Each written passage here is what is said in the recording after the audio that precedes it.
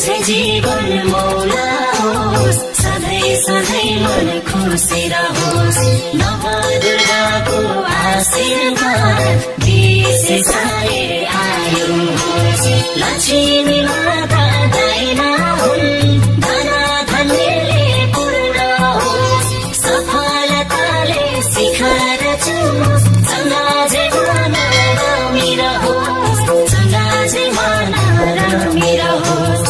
शुभकामना शुभकामना, बडा दशैँको शुभकामना। शुभकामना शुभकामना, बडा दशैँको शुभकामना।